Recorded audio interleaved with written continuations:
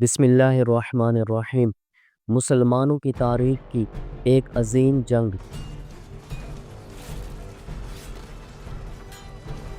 جنگ اجنادین، جس میں 40,000 مسلمانوں کا مقابلہ تھا 90,000 رومیوں کے ساتھ۔ مسلمان دمیسکس کو چھوڑ کر اب فائنلی اجنادین آ پہنچے، اور جن سرداروں کو حضرت خالد بن ولید نے لیٹر لکھے تھے وہ بھی اجنادین میں آ کر حضرت خالد کے لشکر میں شامل ہو گئے، سوائے حضرت عمرو بن عاص کے، کیونکہ وہ فلسطین میں تھے اور فلسطین اور اجنادین کے درمیان فاصلہ بہت زیادہ تھا، اور وردان نے حضرت عمرو بن عاص کے لشکر کو روکنے کے لیے اپنا کچھ لشکر فلسطین کی طرف روانہ کر دیا تھا، تو اس وجہ سے حضرت عمرو بن عاص اس جنگ میں شامل نہیں ہو سکے۔ جب مسلمان اجنادین پہنچے تو حضرت خالد بن ولید نے رومیوں کی تعداد کا صحیح اندازہ لگانے کے لیے حضرت زرار بن ازور کو روانہ فرمایا۔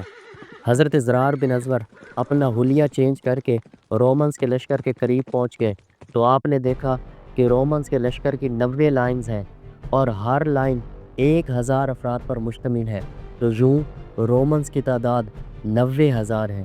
حضرت زرار بن ازور رومیوں کے لشکر کا معائنہ کر رہے تھے کہ اتنے میں وردان کی نظر حضرت زرار پر پڑی، تو اس نے اپنے سپاہیوں سے کہا، مجھے لگتا ہے کہ یہ کوئی مسلمانوں کا جاسوس ہے، اسے پکڑ کر میرے پاس لے آؤ۔ تو حضرت زرار کو پکڑنے کے لیے 30 رومی آگے بڑھے۔ یہ دیکھ کر حضرت زرار نے اپنے گھوڑے کو اسلامی لشکر کی طرف دوڑایا۔ حضرت خالد بن ولید نے حضرت زرار بن ازور کو سختی سے منع فرمایا تھا کہ آپ نے رومن کے لشکر میں جا کر صرف تعداد کا اندازہ لگانا ہے، رومن سے لڑنا نہیں ہے۔ رومی حضرت زرار کو پکڑنے کے لیے فل سپیڈ کے ساتھ ان کا پیچھا کر رہے تھے اور یہ سمجھ رہے تھے کہ حضرت زرار ہم سے ڈر کر بھاگ رہے ہیں، لیکن تھوڑی دور جا کر حضرت زرار بن ازور نے اپنے گھوڑے کی لگام کھینچی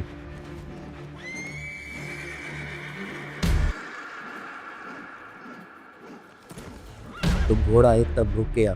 اب حضرت زرار بن ازور نے اپنے گھوڑے کا رخ ان 30 رومیوں کی طرف کیا اور نیزہ سیدھا کر کے فل سپیڈ کے ساتھ رومنز کی طرف بڑھے۔ رومن حضرت زرار کی طرف آ رہے تھے اور حضرت زرار ان کی طرف جا رہے تھے۔ دیکھتے ہی دیکھتے حضرت زرار رومنز کے قریب پہنچ گئے۔ آپ نے جاتے ہی ایک رومی کے سینے میں نیزہ مارا اور اسے واصل جہنم کر دیا۔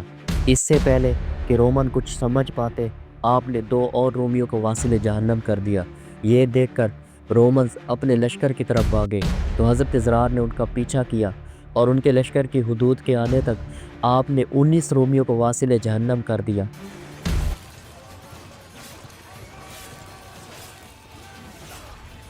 اور پھر اپنے لشکر کی طرف واپس آ گئے۔ حضرت خالد بن ولید یہ سارا منظر دیکھ رہے تھے، تو آپ نے حضرت زرار بن ازور سے فرمایا کہ میں نے آپ کو کہا تھا کہ رومیوں سے لڑنا نہیں ہے۔ تو حضرت زرار بن ازور نے عرض کی، میں نے آپ کے حکم کی نافرمانی کرتے ہوئے رومنز پر حملہ نہیں کیا، بلکہ انہوں نے مجھ پر حملہ کیا۔ میں نے تو صرف اپنا دفاع کیا ہے، اور اگر مجھے آپ کے حکم کی نافرمانی کا خوف نہ ہوتا تو میں رومنز کے لشکر پر حملہ کیے بنا واپس نہ آتا۔ اب وردان نے ایک راہب کو حضرت خالد بن ولید کے پاس بھیجا، تو اس نے حضرت خالد بن ولید سے کہا کہ یہاں پر جو لشکر موجود ہے اس سے تم لوگ مقابلہ نہیں کر سکتے، کیونکہ یہ لشکر کوئی عام لشکر نہیں ہے۔ اس لشکر میں الگ الگ ریاستوں کے بڑے بڑے شہزادے موجود ہیں اور ان کے مین کمانڈرز موجود ہیں، تو اس وجہ سے ہمارا سردار وردان چاہتا ہے کہ تم یہاں سے واپس اپنے ملک چلے جاؤ، ہم بدلے میں تمہیں ریشم کے کپڑے، غلہ، سونا چاندی وغیرہ دیں گے۔ تو حضرت خالد بن ولید نے فرمایا کہ ہماری 3 باتیں ہیں، ان میں سے تمہیں ایک بات قبول کرنی پڑے گی۔ تو اس نے کہا وہ کیا ہے؟ تو آپ نے فرمایا یا تو اسلام لے آؤ، یا پھر ٹیکس دے کر ہماری حکومت میں رہو، یا پھر ہم سے جنگ کرو۔ تو اس نے کہا کہ میں جا کر اپنے سردار کو آگاہ کرتا ہوں۔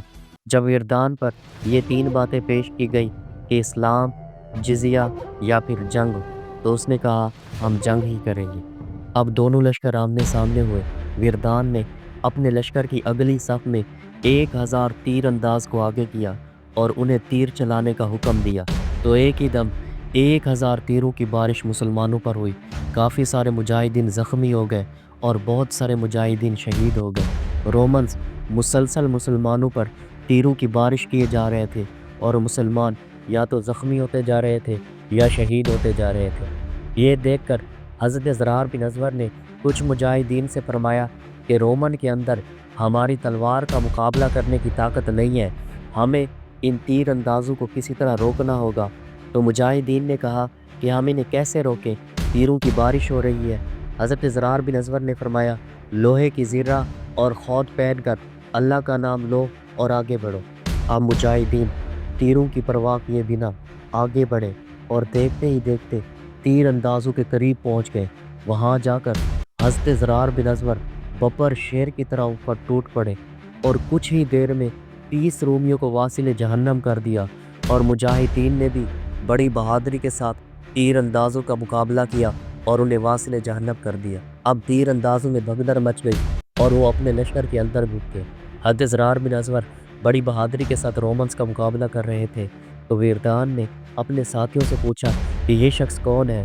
تو انہوں نے کہا یہ شخص وہ ہے جو جنگ میں پاجامہ پہن کر آتا ہے، لیکن آج اس نے لوہے کی زرہ پہنی ہوئی ہے۔ یہ سن کر ویردان کو سمجھ آ گئی کہ یہ وہی شخص ہے جس نے میرے بیٹے حمران کو قتل کیا ہے۔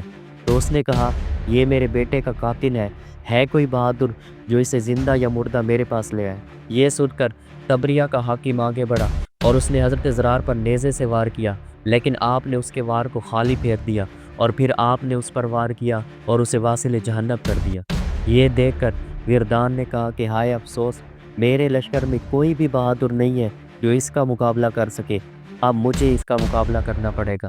یہ سن کر عمان کا حاکم اسطفان آگے بڑھا اور اس نے ویردان سے کہا اے سردار، میں اس شخص کا سر کاٹ کر آپ کے پاس لاؤں گا، لیکن بدلے میں مجھے کیا ملے گا؟ ویردان نے کہا تمہیں منہ مانگی قیمت ملے گی۔ اسطفان نے کہا اے سردار، میں عمان کا حاکم ہوں، خزانوں کی تو میرے پاس کوئی کمی نہیں ہے۔ تو ویردان نے کہا تمہیں کیا چاہیے؟ اسطفان نے کہا کہ مجھے آپ کی بیٹی سے شادی کرنی ہے۔ ویردان کی بیٹی بہت خوبصورت تھی، اسطفان نے اسے ایک بار دیکھا تھا اور اس کا عاشق ہو گیا تھا۔ تو ویردان نے اسطفان سے کہا کہ اگر تم اس شخص کا سر میرے پاس لاؤ گے تو میں ان معزز سرداروں کی موجودگی میں قسم کھاتا ہوں کہ میں تمہاری شادی اپنی بیٹی سے کر دوں گا۔ یہ سن کر اسطفان حضرت زرار سے مقابلہ کرنے کے لیے آگے بڑھا اور حضرت زرار پر نیزے سے وار کیا، لیکن آپ نے اس کے وار کو خالی پھیر دیا۔ پھر حضرت زرار نے اس پر نیزے سے وار کیا، لیکن اس نے بھی بڑی بہادری کے ساتھ آپ کے وار کو خالی پھیر دیا۔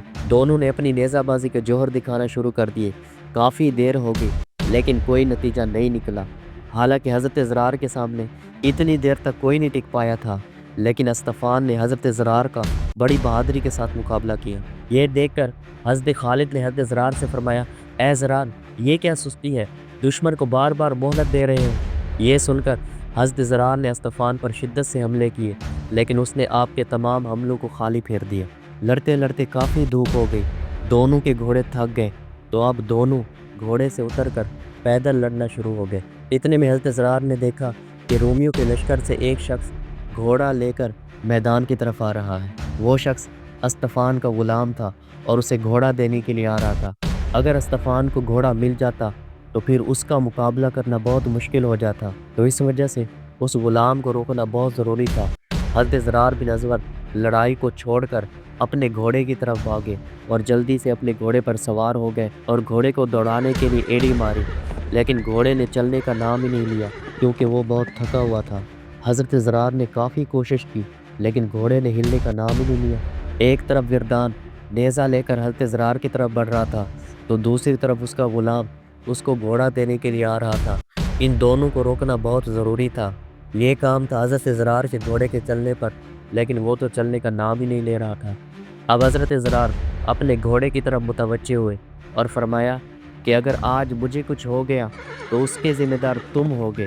میں روضہ رسول پر جا کر تمہاری رسول اللہ سے شکایت کروں گا۔ جیسے ہی گھوڑے نے یہ الفاظ سنے کہ شکوت الی رسول اللہ، میں تمہاری حضور علیہ السلام سے شکایت کروں گا، تو گھوڑے نے ایک دم جمپ لگایا اور فل سپیڈ کے ساتھ اسطفان کے غلام کے پاس پہنچ گیا۔ وہاں جاتے ہی حضرت زرار نے اسے نیزہ مارا اور واصل جہنم کر دیا اور اس کے گھوڑے پر سوار ہو گئے، اپنے گھوڑے کو اسلامی لشکر کی طرف روانہ کر دیا۔ اسطفان نے جب دیکھا کہ حضرت زرار گھوڑے پر ہے اور میں پیدل ہوں، تو اب اس کو اپنی موت کا یقین ہو گیا، لیکن وردان دور سے یہ منظر دیکھ رہا تھا۔ جب اس نے دیکھا کہ اسطفان مشکل میں ہے تو وہ اس کی مدد کے لیے 12 آدمی لے کر میدان کی طرف بڑھا۔ اسطفان نے جب دیکھا کہ وردان میری مدد کے لیے آ رہا ہے تو اس نے حضرت زرار کے واروں کو ڈھال پر لینا شروع کر دیا۔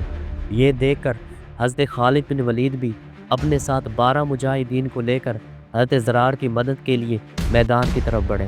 اب 12 مجاہدین 12 رومیوں کے ساتھ، حضرت خالد وردان کے ساتھ اور حضرت زرار اسطفان کے ساتھ لڑنے لگ گئے۔ اتنے میں حضرت زرار نے اسطفان کو نیچے گرا دیا اور اس کی گردن مروڑنے لگے تو اس نے وردان سے کہا، اے سردار مجھے بچاؤ۔ تو اس نے کہا، میں خالد کا مقابلہ کر رہا ہوں، مجھے خالد سے کون بچائے گا؟ اب حضرت زرار نے اسطفان کی گردن مروڑی، اس نے ایک زوردار چیخ ماری اور واصل جہنم ہو گیا۔ یہ دیکھ کر رومیوں کا سارا لشکر مسلمانوں پر حملہ کرنے کے لیے آگے بڑھا تو حضرت ابو عبیدہ بن جراح نے بھی تمام مجاہدین کو حملہ کرنے کا حکم دیا۔ اب مجاہدین اور رومنز کے درمیان عام جنگ شروع ہو گئی۔ مجاہدین نے بڑی بہادری کے ساتھ رومنز کا مقابلہ کیا۔ تھوڑی دیر بعد شام ہو گئی تو جنگ روک دی گئی۔ وردان بھیڑ کا فائدہ اٹھا کر اپنے لشکر میں گھس گیا تھا اور اپنی جان بچا لی۔ جنگ کے دوسرے دن وردان نے حضرت خالد بن ولید کو شہید کرنے کا پلان بنایا۔ سبسکرائب